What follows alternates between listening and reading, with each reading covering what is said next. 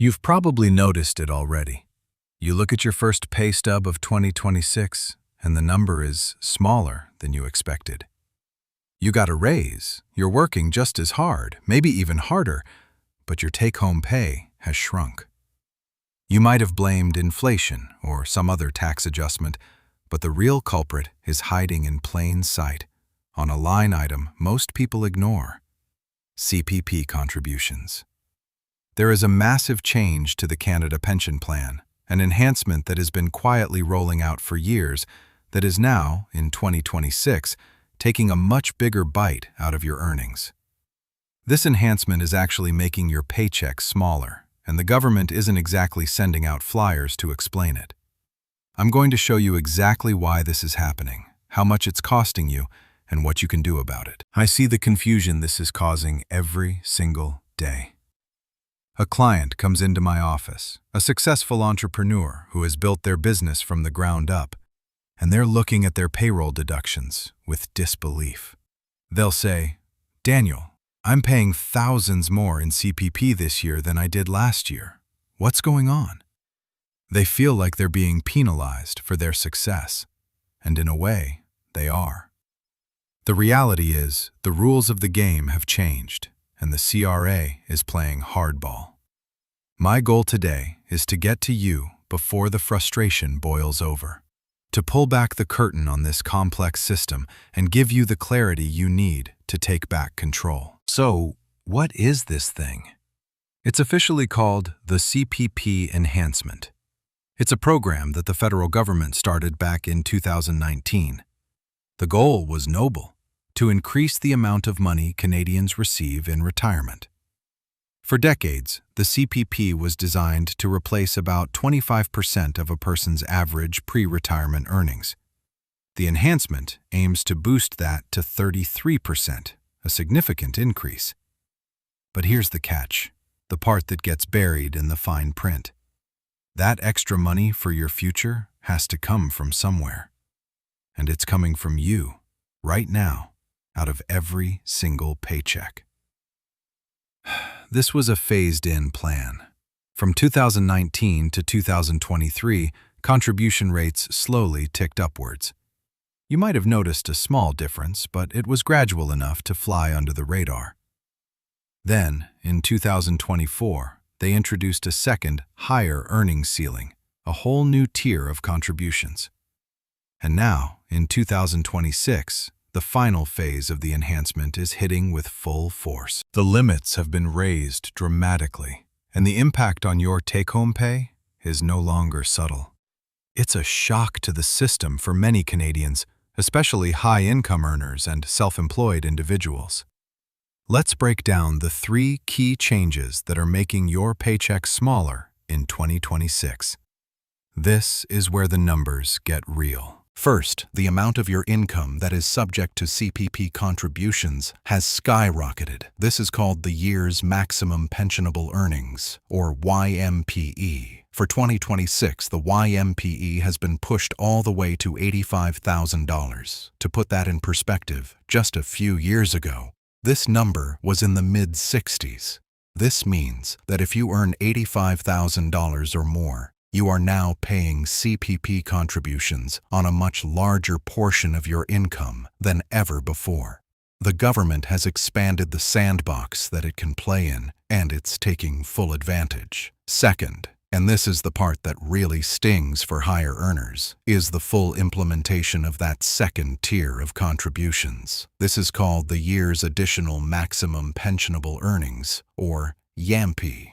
For 2026, this second tier applies to income you earn between the first ceiling of roughly $74,600 and the new higher ceiling of $85,000. On this band of income, you are paying an additional 4% in contributions.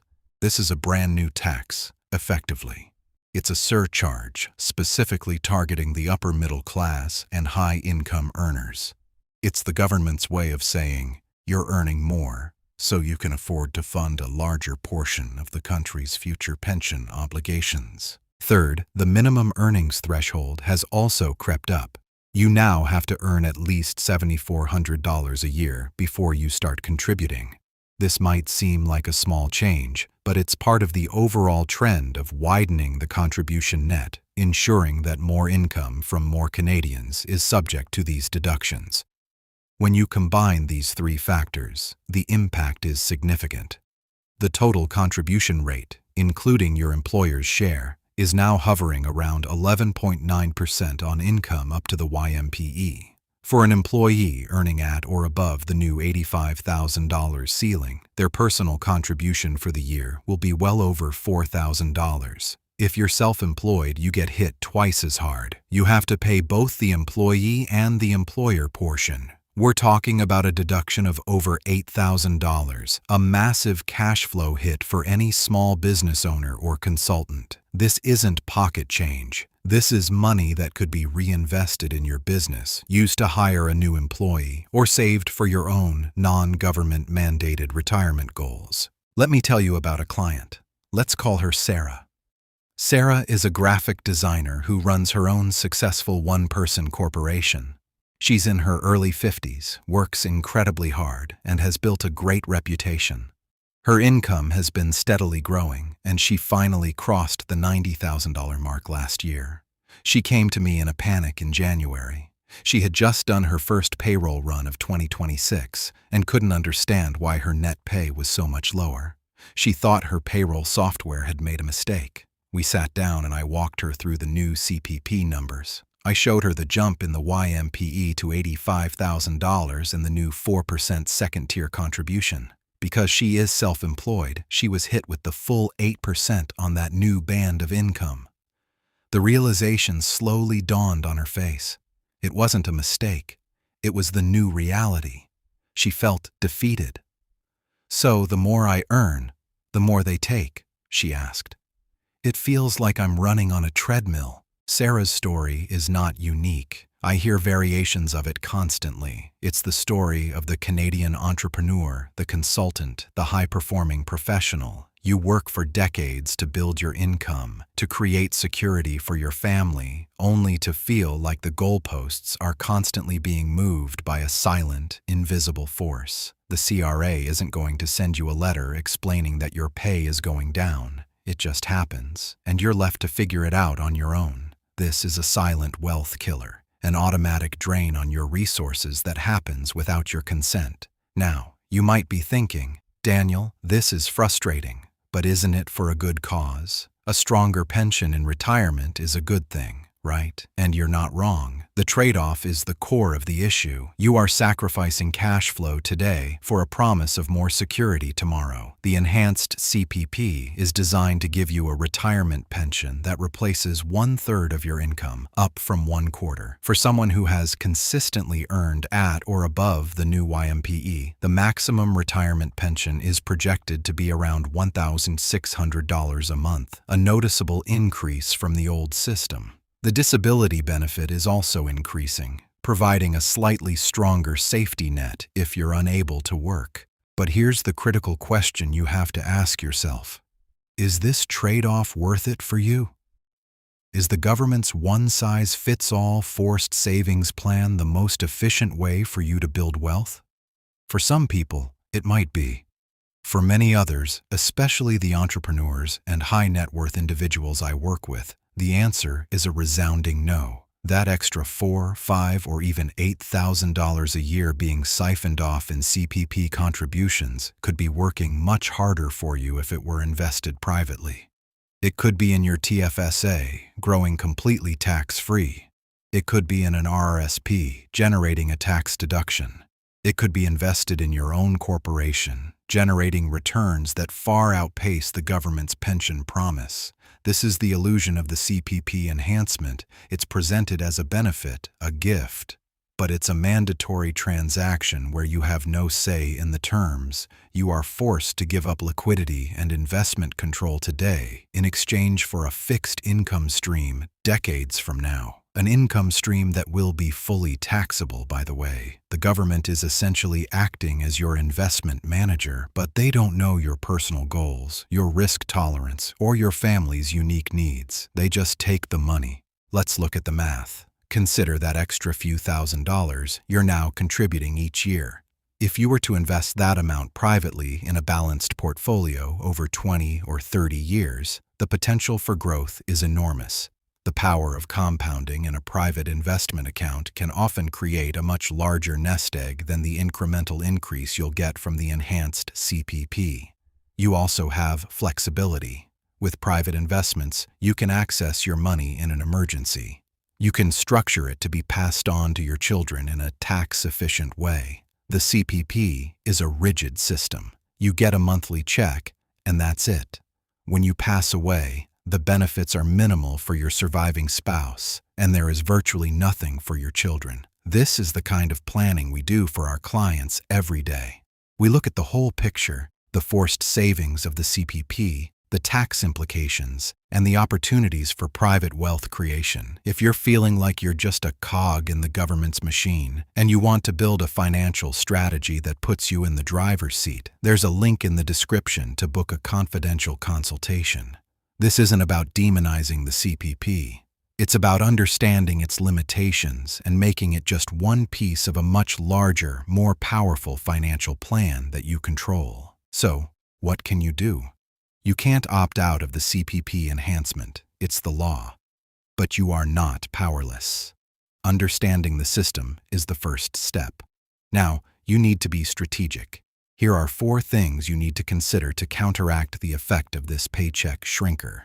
First, you need to reevaluate your budget and your cash flow. That money is gone from your paycheck. You need to adjust. This might mean cutting back on some discretionary spending, or it might mean finding ways to increase your income to offset the new deductions. The worst thing you can do is ignore it and slowly slide into debt because your take-home pay is no longer covering your expenses. Second, you need to maximize your private savings vehicles. The government is forcing you to save more through the CPP, so you need to be even more diligent about your own savings. Are you maximizing your TFSA contributions every year? This is a gift from the government, a way to grow your money completely tax-free. You should be taking full advantage of it. Are you contributing enough to your RRSP to get the maximum tax deduction? This can help offset the higher CPP deductions by reducing your overall tax bill. Third, if you are a business owner, you need to get serious about corporate tax planning. There are strategies you can use to structure your compensation in a way that minimizes payroll taxes like CPP. This could involve a mix of salary and dividends. A dividend is not subject to CPP contributions. This is a complex area, and you absolutely need professional advice to do it correctly. But for many business owners, it can result in thousands of dollars in savings every year. It's about paying yourself in the most tax-efficient way possible, not just the most conventional way. Let me give you an example. I have a client. Let's call him David. David owns a successful consulting firm. For years, he just paid himself a straight salary of $150,000. When the CPP enhancement started to really bite, we sat down and restructured his compensation. We lowered his salary to just above the new YMPE of $85,000, enough to ensure he was maximizing his CPP contributions for the future benefit. The rest of his compensation we paid out as a dividend from his corporation. The result? He saved thousands of dollars in CPP premiums, money that stayed inside his corporation, available for him to invest or use as he saw fit. He took back control. Fourth, you need to understand the options you have within the CPP system itself, particularly around when you choose to start taking your pension. The enhancement amplifies the impact of this decision. If you take your CPP early at age 60, your pension will be reduced by 36%. If you delay it until age 70, it will be increased by 42%.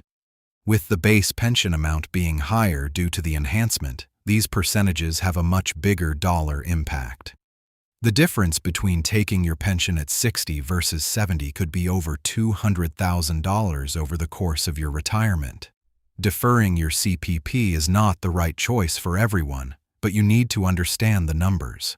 For a healthy individual with other sources of income, delaying CPP can be a powerful way to guarantee a higher, inflation-protected income stream for life.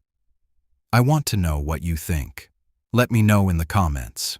Were you aware of the full extent of the CPP enhancement? Have you noticed the impact on your paycheck? Is this a concern for you? Your experience is valuable, and it helps other Canadians understand they are not alone in this. Now, you might be thinking, Daniel, this is all very complex. I'm not a tax expert, and you're right, it is complex. The Canadian tax and pension system is one of the most convoluted in the world. That's by design. A confused taxpayer is a compliant taxpayer. But you don't have to be an expert. You just need a guide, a plan that is tailored to your specific situation. You've worked too hard to build your wealth to just hand it over to the government without a strategy. And stay with me because in a moment I'm going to share the biggest psychological trap that people fall into with the CPP, a mindset that can cost them a fortune in retirement.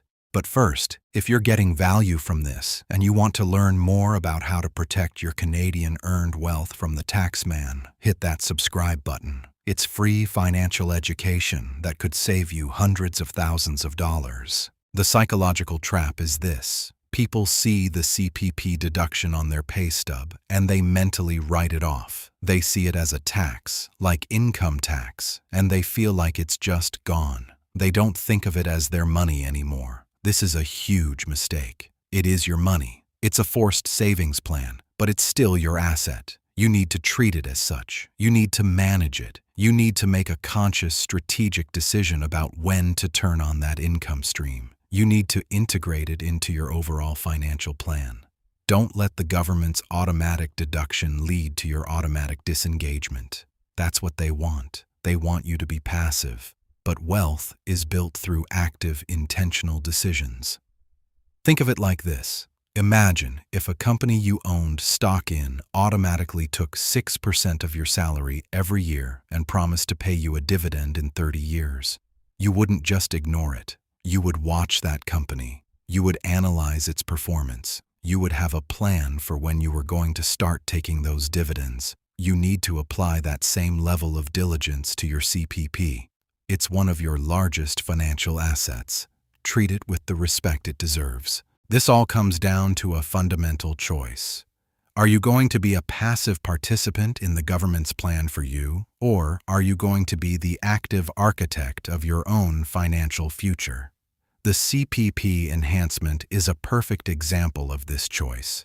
It's a paternalistic system that assumes Canadians won't save enough on their own, so it forces them to. It's a system that penalizes high earners and the self-employed with higher deductions. But within that system, there is still room for strategy. There is still room for you to make smart decisions that can dramatically improve your financial outcome. Don't let the frustration over a smaller paycheck turn into apathy. Let it be a wake-up call. It's a signal that you need to pay closer attention. It's a catalyst for you to take a more active role in your financial life. If you have a business partner or a friend who is a high-income earner or runs their own business, please share this video with them. They need to know what's happening and why. You could be saving them from a massive financial headache and empowering them to take control. Your wealth is your life's work, stored in financial form. It represents your time, your talent, your risk-taking. Don't let it be silently siphoned away because of a complex government program you don't understand. The CPP enhancement is here to stay. The deductions are real, but your ability to strategize, to plan, and to build wealth outside of this mandatory system is more powerful than any government program. It's time to take back control of your financial destiny.